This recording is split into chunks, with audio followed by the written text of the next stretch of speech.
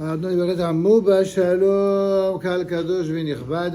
d'abord, la bienvenue à notre cher Khatan qui va se marier demain. Nous souhaitons à lui et à toute sa famille nos vœux chaleureux de Mazal Tov et que Akadosh Baruch Hu fasse de ce jour le premier d'une succession de Torah, de Mitzvot et de bonheur. Amen.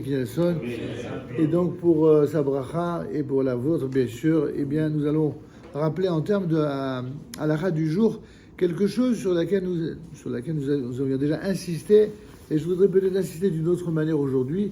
C'est halakha dans le chapitre 581 du Shulchan Aruch concernant ces fameux jours de Tachanonim et qui nous accompagnent depuis Rosh Chodesh Elul jusqu'à veille de Rosh Hashanah et ainsi jusqu'à Yom Kippour.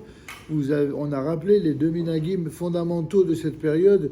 D'une part, de se lever pendant les fameux 40 jours pour les Selichot, hormis bien sûr les jours de fête, et par ailleurs de sonner du chauffard. Et on avait dit, si vous vous souvenez, que à la fin de la nuit, Kadosh Baruch Hu répand, il propage dans ce monde sa clémence et sa bénédiction. C'est pourquoi on appelle cela Ait Ratzon, un moment d'agrément. Un agrément à quoi? C'est quoi ce Ait Ratzon dont il s'agit? C'est ce que je voudrais partager avec vous en développant une idée du Mishnah Berurah très intéressante. Ceux que l'on a pris ce minhag dans toutes les communautés d'Israël, de se lever parce qu'en fait Moshe Rabbeinu pendant cette période-là est monté au mont Sinaï afin de recevoir les dernières tables de la loi. Et alors qu'est-ce qu'il y a de si historique, de si important? Et là on a fait sonner le son du chauffard dans le camp d'Israël. Moshe ala lahar, ainsi Moshe est monté vers la montagne. Tout cela pourquoi nous dit le Mishnah Berurah,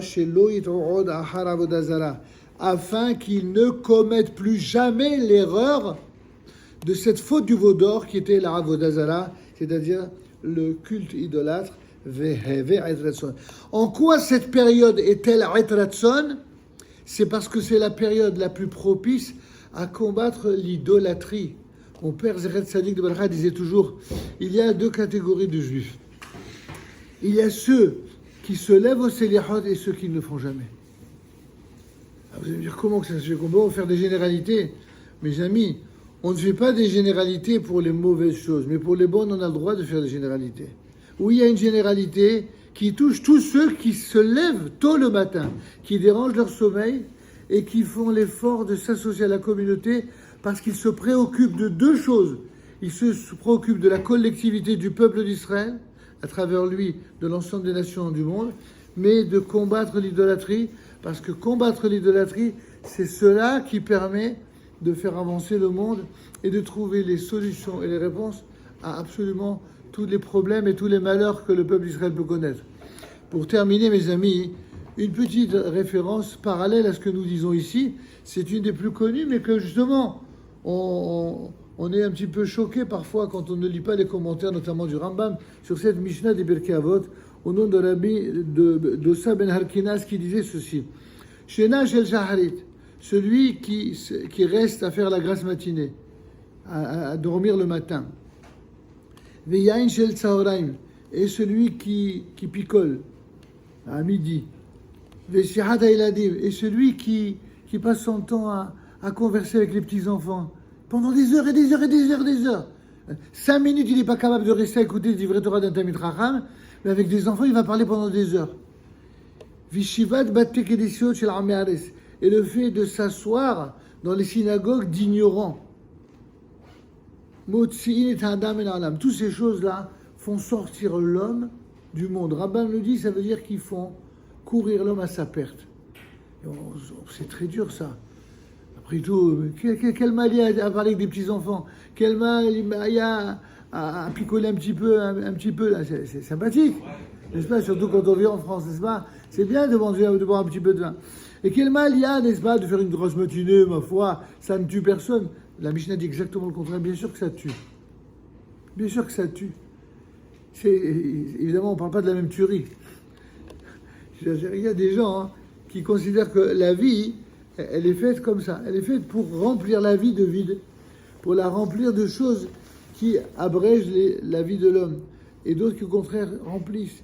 Ils remplissent tout le temps, tout le temps, tout le temps. Ils sont tout le temps pressés de quoi? Non pas de sortir de la mitzvah ou de s'échapper. Non.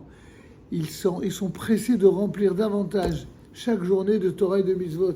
Alors ceux-là, ils ont compris quel est le sens de l'existence et pourquoi Dieu nous a fait ce cadeau précieux qui s'appelle la vie. Quand on méprise un cadeau, eh bien, que Dieu nous en préserve. On ne mérite plus de le garder. Si on veut garder précieusement ce cadeau merveilleux qui est la vie, alors il faut montrer à Dieu qu'on l'apprécie ce cadeau et qu'on sait l'honorer, qu'on sait le remercier.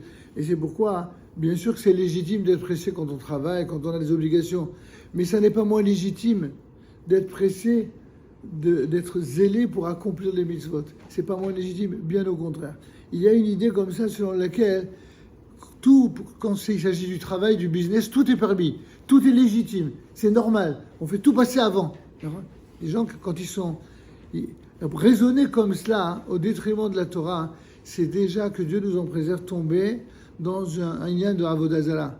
C'est-à-dire qu'on ne fait plus le culte de Dieu, de ce qui est l'essentiel, c'est-à-dire ce qui est au-dessus de tout, mais on fait passer la matérialité au-dessus de Dieu. Alors, la matérialité, c'est une bracha, et on ne crache pas dessus, pas du tout. Mais à la condition qu'elle soit au service de l'essentiel, c'est-à-dire à Kadosh Baruch Hu, et la raison que Kadosh Baruch Hu donne à tous, eh bien, cette bracha, et notamment au futur Khatan et à sa famille, et que la plus grande bracha, c'est que lorsqu'il y a une bracha dans la matérialité, qu'elle soit toujours au service de l'essentiel, c'est-à-dire de Kadosh Baruch Hu et l'expression de sa volonté. Amen. Rabbi Hanan ben Asher, Kadosh Baruch Hu,